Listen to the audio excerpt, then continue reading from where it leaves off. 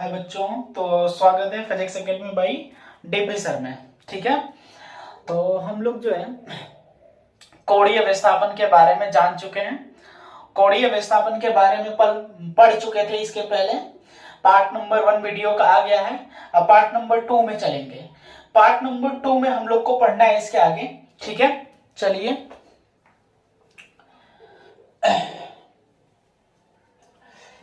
Second part.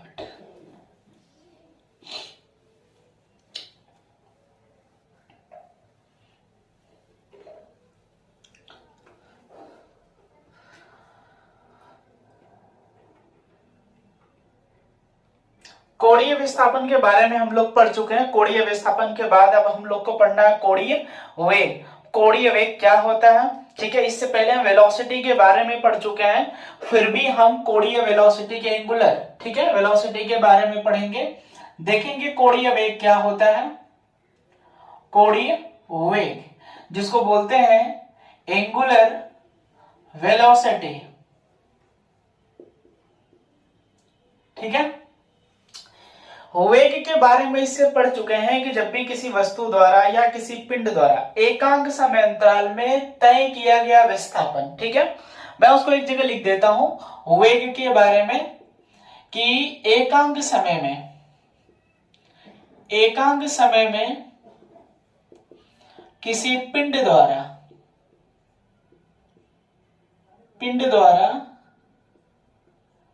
तय किया गया विस्थापन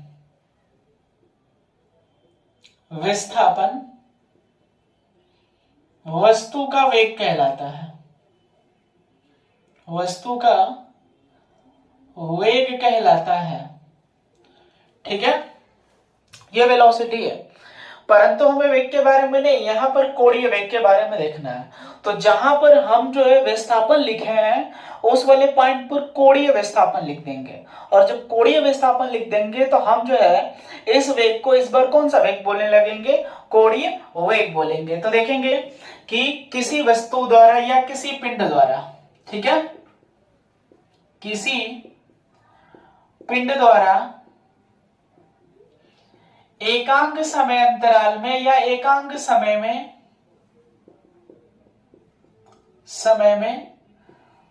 तय किया गया कोणीय विस्थापन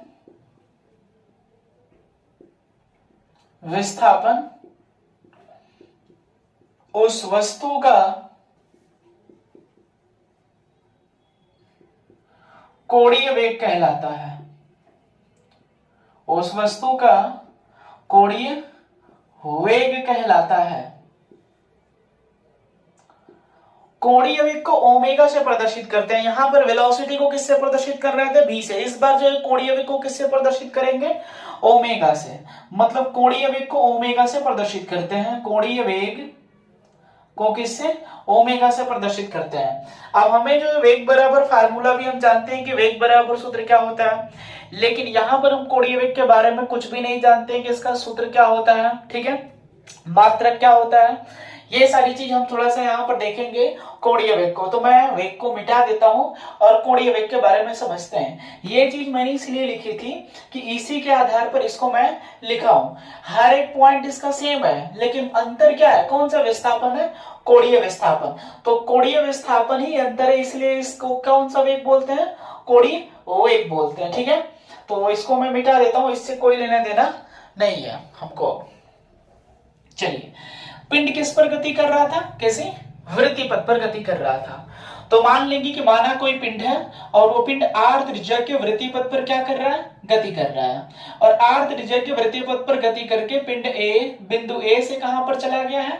B पर। इनके बीच का कोणीय विस्थापन कितना है? डेल्टा थीटा है। A से B पर जाने के लिए समय कितना लगा होगा? Delta t। तो मान लेंगे माना किसी पिंड द्वारा किसी पिंड द्वारा, या कोई पिंड ले लेंगे, यहां पर कोई पिंड ले लेंगे, कोई पिंड r त्रिज्या के वृत्तीय पथ पर r त्रिज्या के वृत्तीय पथ पर, ठीक है, गति करता है, ठीक है। पिंड बिंदु ए से बी पर जाने में डेल्टा टी समय तथा कोणीय विस्थापन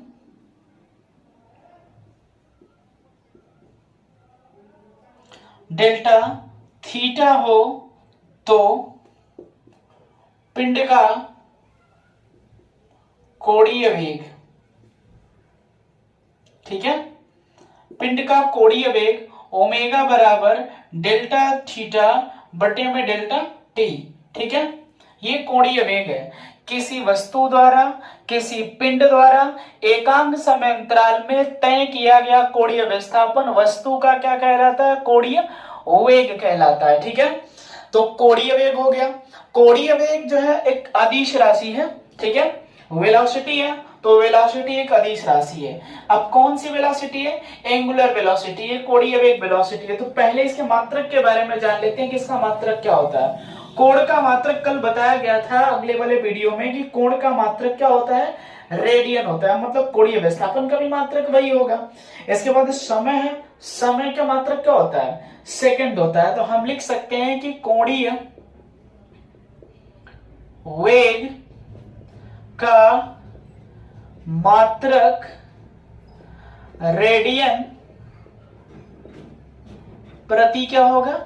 सेकंड होगा, ठीक है। रेडियन प्रति सेकंड किसका मात्रक है? कोणीय वेग का मात्रक है। तो कोणीय वेग आप लोग को समझ में आ गया होगा। अब कोणीय वेग जो ओमेगा है, ये ओमेगा कौन सी राशि है? एक अदिश राशि है, ठीक है। अदिश राशि कह रहे हैं, सदिश राशि है। जब ये सदिश राशि है तो ये परिमाण को भी बता रही होगी और डायरेक्शन को भी बता रही होगी, दोनों मान बता रही होगी।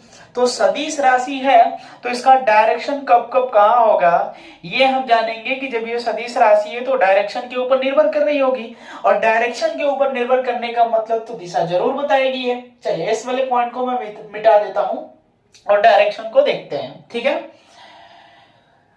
चलिए, डायरेक्शन का मतलब कि कोई भी पिंड यदि किसी वृत्तीय पथ पर गति कर रहा हो तो वो दो डायरेक्शन में गति करेगा, या तो क्लॉकवाइज गति कर रहा होगा या तो एंटी क्लॉकवाइज गति कर रहा होगा, ठीक है। तो क्लॉकवाइज गति कर रहा होगा तब डायरेक्शन किस कहां होगा, और जब एंटी क्लॉकवाइज गति कर रहा होगा तब डायरेक्शन कहां होगा ये देखेंगे, ठीक है। चलिए, जब देखिए पहले तो कोणीय वेग की दिशा ज्ञात करने के लिए हम लोग जो है दाहिने हाथ के अंगूठे का नियम लगाएंगे। कोणीय वेग की दिशा ज्ञात करने के लिए दाहिने हाथ के अंगूठे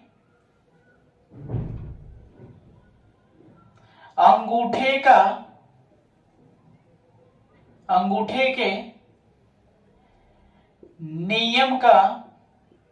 का प्रयोग करते हैं।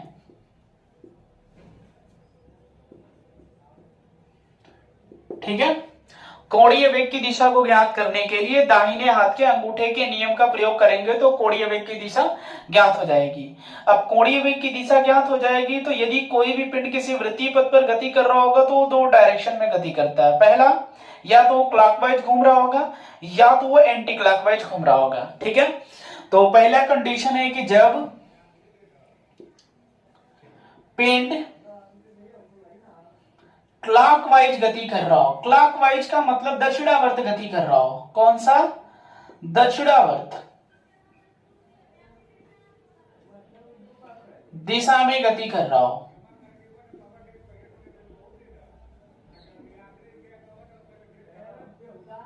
तो उस स्थिति में कोणीय वेग की दिशा क्या होगी? तो जब भी कोई पिंड क्लॉकवाइज का मतलब घड़ी के डायरेक्शन में चल रहा होगा, इधर ये मूव कर रहा है इस तरह से, ठीक है, और मूव करते हुए इस तरह से चल रहा है, तो ये कौन सा है? क्लॉकवाइज है। क्लॉकवाइज पिंड गति कर रहा है, और क्लॉकवाइज का मतलब इस डायरेक्शन में गति कर रहा है, तो हम दाहिने हाथ के अंगूठे का नियम प्रयोग करेंगे। ये हमारा दाहिना हाथ है और ये अंगूठा है, इसको यूज करेंगे तो हमने दाहिने हाथ के अंगूठे को इस सेंटर पॉइंट पर रख देंगे, और जिस डायरेक्शन में वस्तु गति कर रही है उसी डायरेक्शन में अंगुली को क्या करेंगे, घुमाएंगे। अंगुली को घुमाएंगे तो जिधर अंगूठा होता है वही कोणीय वेग का क्या होता है, डायरेक्शन होता है। तो अंगुली को घुमाते समय अंगूठा हमारा जो है कहाँ है, अंदर की ओर है। जब अंदर की ओर है इसका मतलब कि कोणीय वेग की दिशा कहाँ होगी, कागज के तल के लंबवत अंदर की ओर होगी। ठीक है, तो कोणीय वेग की दिशा कहाँ होगी, कोणीय वेग की दिशा कागज के तल के लंबवत अंदर की ओर होगी।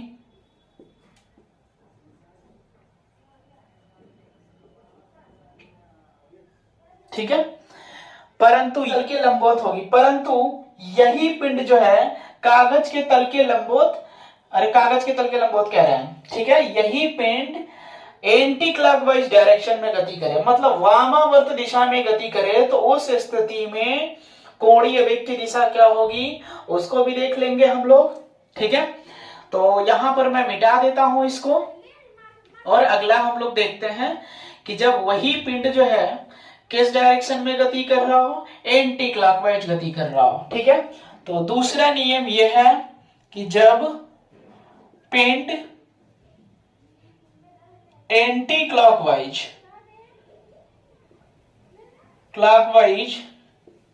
गति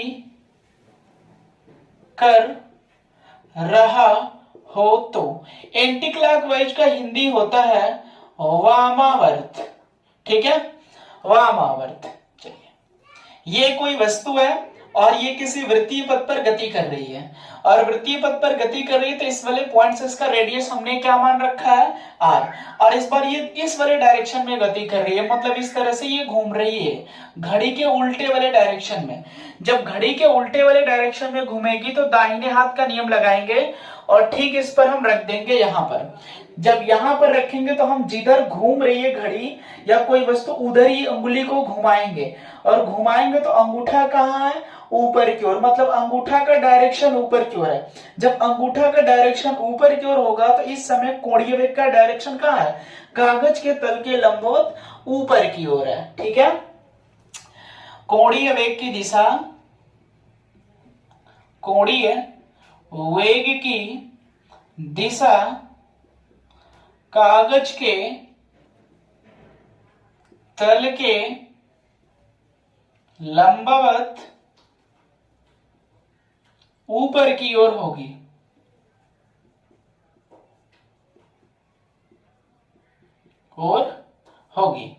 यह हमारा कोणीय वेग है। ठीक है, तो कोणीय वेग, जब भी कोई वस्तु किसी भी वृत्तीय पथ पर गति कर रही हो तो उस वस्तु द्वारा एकांक समय अंतराल में तय किया गया कोणीय विस्थापन वस्तु का कोणीय वेग कहलाता है। ठीक है, कोणीय वेग का मात्रक हमने बता दिया है, रेडियन होता है। सूत्र के बारे में बता दिए हैं कि कोणीय वेग ओमेगा बराबर डेल्टा थीटा बटे में डेल्टा टी होता है। ठीक है, इसके बाद हम ये भी बता चुके हैं कि इसका डायरेक्शन किधर से किधर होगा, जब क्लॉकवाइज चलेगा तब डायरेक्शन का होगा, और जब एंटी क्लॉकवाइज चलेगा तब डायरेक्शन क्या होगा। अब थोड़ा सा इसके बारे में और भी चीजें हम जान लेते हैं कोणीय वेग के बारे में। ठीक है, चलिए,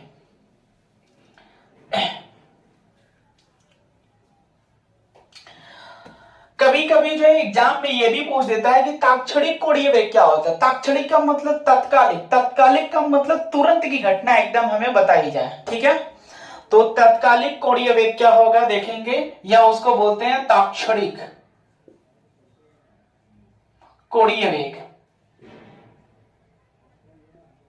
या इसी का नाम है तात्कालिक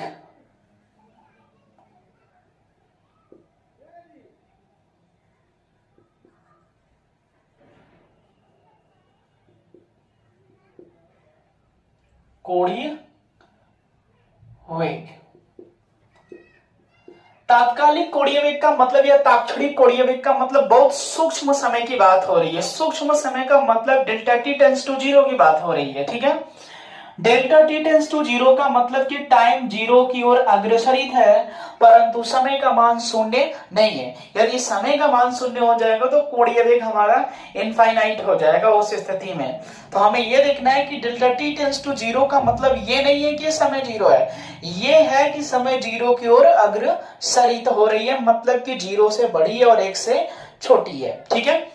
तो हम ये बताए हैं कि जब भी कोई पिंड किसी वृत्तीय पथ पर गति कर रहा होगा तो ये पिंड की मान लेते हैं कि प्रारंभिक स्थिति है बिंदु ए, और बिंदु ए से ये किस स्थिति में चला गया है, बी वाले पॉइंट पर चला गया है, जहां पर इसका कोणीय विस्थापन डेल्टा थीटा और ए से बी पर जाने में समय कितना लगा, डेल्टा टी, रेडियस हमारा आर है, ठीक है। और इस समय ओमेगा बराबर हमने क्या बता रखा है, डेल्टा थीटा बटे में डेल्टा टी में बता दिया हूं यहां तक, ठीक है।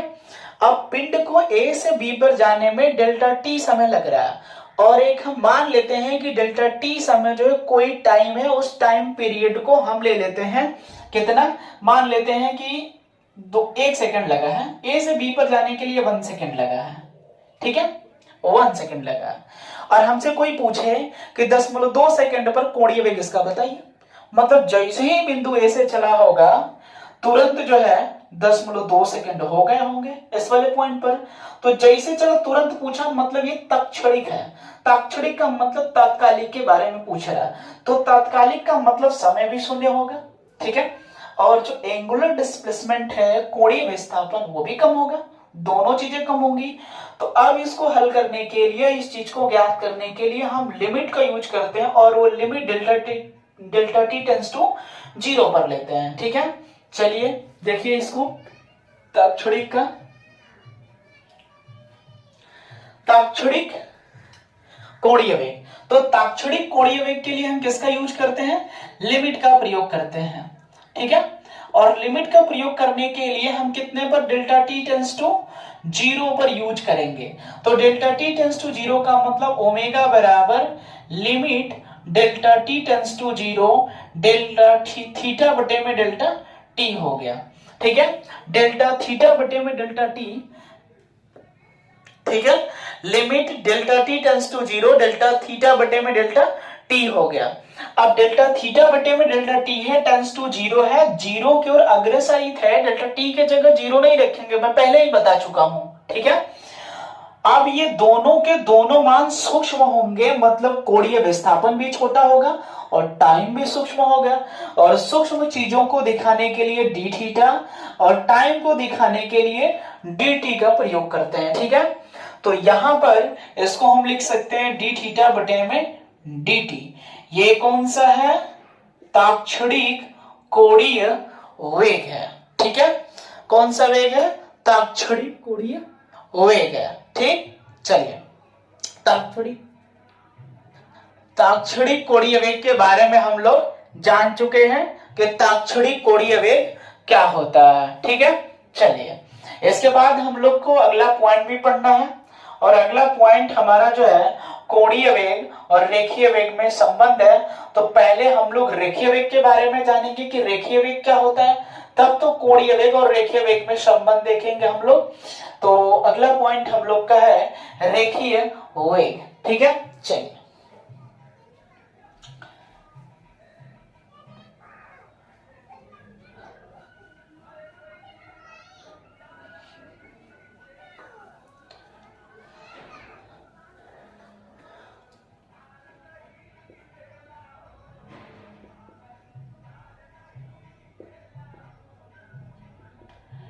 लिनियर वेलोसिटी, लिनियर वेलोसिटी का मतलब होता है रेखीय वेग। रेखीय वेग में जब भी कोई पिंड रिजु रेखीय पथ पर गति कर रहा हो, रिजु रेखीय का मतलब सरल रेखीय पथ पर गति कर रहा हो, ठीक है। जब कोई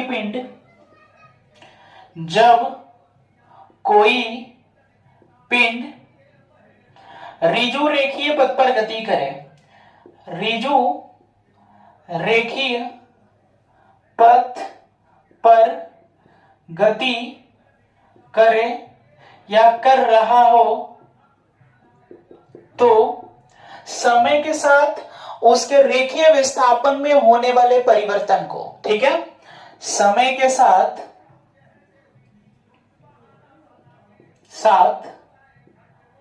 रेखीय विस्थापन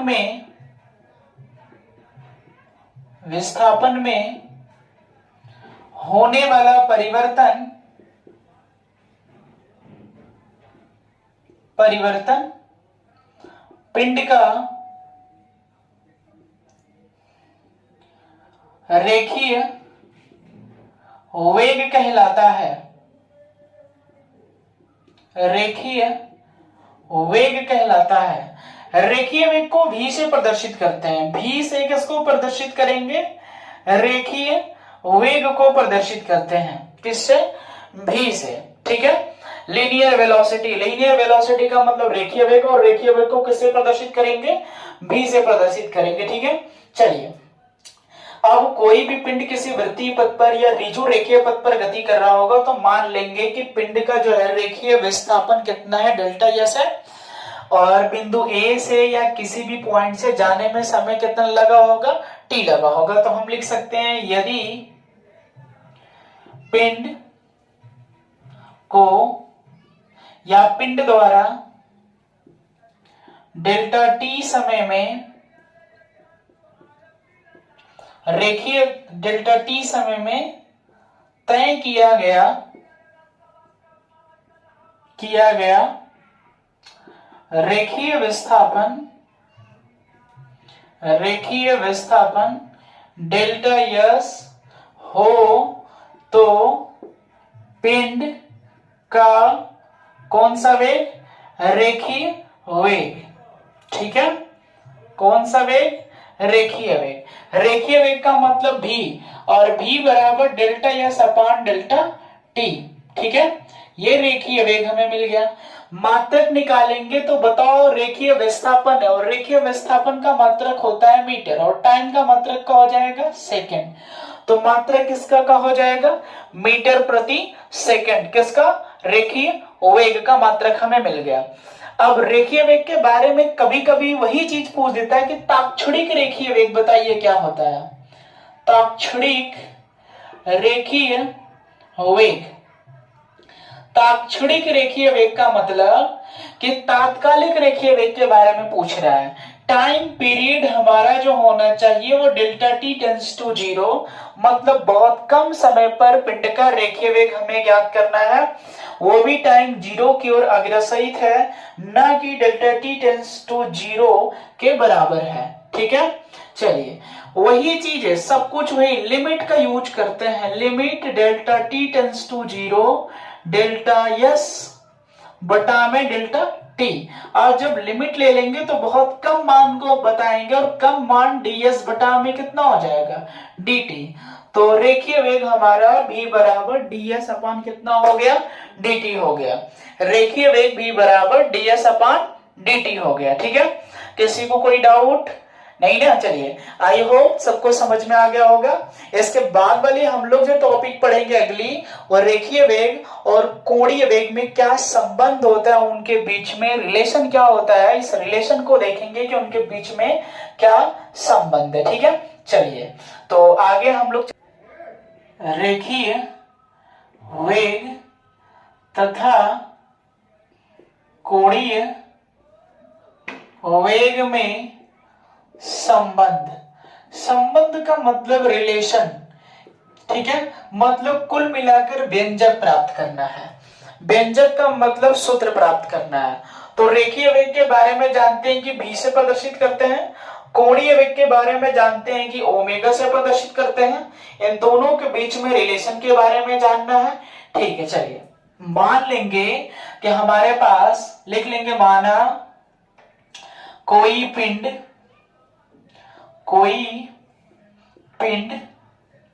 r त्रिज्या के वृत्तीय पथ पर गति कर रहा है। कोई भी पिंड r त्रिज्या के वृत्तीय पथ पर गति कर रहा होगा तो हम मान लेते हैं कि हमारे पास एक वस्तु है, या कोई पिंड है और ये r त्रिज्या के वृत्तीय पथ पर क्या कर रहा है, गति कर रहा है। रेडियस कितना हमने ले रखा है, r है। ये पॉइंट हमारी a है और इस वाले पॉइंट पर पहुंचा है तो ये b है। मैं दोनों जितने भी फिगर में बनाया हूं सारे फिगर में मैं पॉइंट सेम ले रहा हूं, अलग अलग नहीं ले रहे हैं, ठीक है। A है तो A ही लिए, B है तो B ले, आप कुछ भी ले सकते हो, P भी ले सकते हो, B भी ले सकते हो, Q भी ले सकते हो, R भी, जो भी इच्छाएं हम ले सकते हैं उसको, ठीक है। R त्रिज्या के वृत्तीय पथ पर गति कर रहा होगा तो पिंड का कोणीय विस्थापन कितना हो जाएगा, डेल्टा थीटा, और A से B पर जाने में इसका रेखीय विस्थापन कितना हो गया, डेल्टा यस है। समय कितना लिया होगा, डेल्टा t लिया होगा, ठीक है। तो हम क्या लिख सकते हैं, यहां पर गति कर रहा है तथा बिंदु A से B पर जाने में पिंड द्वारा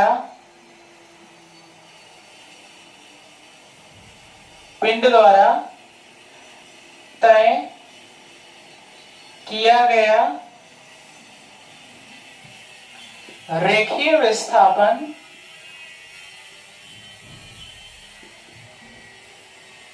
डेल्टा यस हो, तो जब रेखीय विस्थापन डेल्टा यस होगा तो उस स्थिति में हम क्या लिख सकते हैं, अतः कोणीय विस्थापन, ठीक है, अतः कोणीय विस्थापन।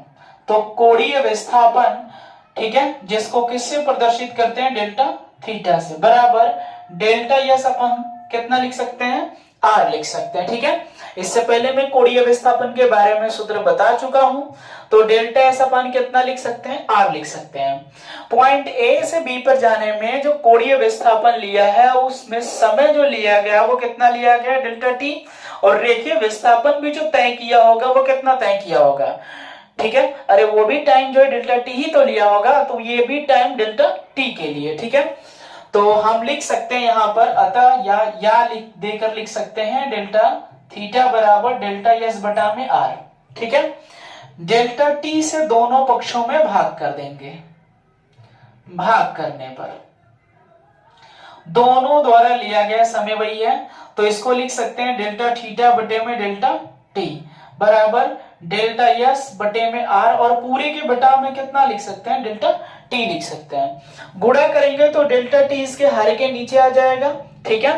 तो हम लिख सकते हैं डेल्टा थीटा बराबर और बटा में टी बराबर डेल्टा एस बटा में आर गुणे डेल्टा टी लिख सकते हैं। एक लाइन इसको और बढ़ाएंगे तो हम लिख सकते हैं डेल्टा एस बटा में डेल्टा टी इंटू 1/r, ठीक है। ताक्षणिक के लिए भी मैं बताऊं कि यदि समय का मान बहुत कम हो, सूक्ष्म हो, 0 से बड़ा हो, तो उस स्थिति में हम क्या लेंगे, लिमिट लेंगे। तो डेल्टा टी टेंड्स टू 0 पर क्या लेने पर, लिमिट लेने पर, ठीक है, लिमिट लेने पर। यदि लिमिट से निकालते हैं इसको तो हम क्या लिख सकते हैं, limit delta T tends to 0 delta theta बटे में डेल्टा टी बराबर limit delta T tends to 0 delta S बटा में डेल्टा टी गुणे 1/r, ठीक है। रेडियस जो यहां दिखाई दे रही, रेडियस कांस्टेंट होगा। किसी भी वृत्तीय पथ के लिए जो रेडियस होता है वो कांस्टेंट होता है, मतलब उसका मान क्या होगा, फिक्स होगा, वो कभी नहीं बदलेगा। जो चीजें फिक्स होगी उसको लिमिट से बाहर रख लेंगे, ठीक है। तो इसको क्या लिख सकते हैं, डी थीटा बटे में डी टी बराबर 1/r बाहर हो गया, डेल्टा एस अपन डेल्टा टी लिमिट लगाए थे, कितना लिख सकते हैं उसको हम, डी एस बटा में डी टी, ठीक है। डी थीटा बटे में डी टी को हम क्या लिखेंगे, ओमेगा, ठीक है। लिखवाएं सूत्र, ध्यान से देखेंगे, 1/r, और इसको क्या लिख सकते हैं, D S upon D T को भी लिख सकते हैं, ठीक है। ये सूत्र मैं बता चुका हूं, डी थीटा बटे में D T is equal to omega और डी एस बटा में D T is equal to भी, ठीक है। तो इसका इधर गुणा करेंगे तो r इंटू कितना हो जाएगा, ओमेगा बराबर कितना भी, या भी बराबर क्या लिख सकते हैं, r इंटू ओमेगा। यही कोणीय वेग और रेखीय वेग में एक संबंध है कि कोणीय वेग और रेखीय वेग दोनों एक दूसरे के इक्वल है, परंतु वृत्तीय पथ की त्रिज्या कितनी है, r है। तो v बराबर r ओमेगा, ये उन दोनों के बीच एक रिलेशन है। ठीक है, चलिए, तो ये कोणीय वेग और रेखीय वेग में संबंध है, और ये संबंध हमारा खत्म हो गया है। ये टॉपिक्स था, ये टॉपिक खत्म हो गए हैं। ये पार्ट 2 है वीडियो का। पार्ट नंबर 3 आएगा, तो उसमें अभिकेंद्र बल के बारे में बताएंगे। अभिकेंद्र बल के अलावा उसके जो एग्जाम्पल हैं उसके बारे में बताएंगे कि उसका एग्जाम्पल क्या होता है। तो ये वीडियो का पार्ट नंबर कौन सा था? 2 था, वृत्तीय गति, सर्कुलर मोशन। ठीक है।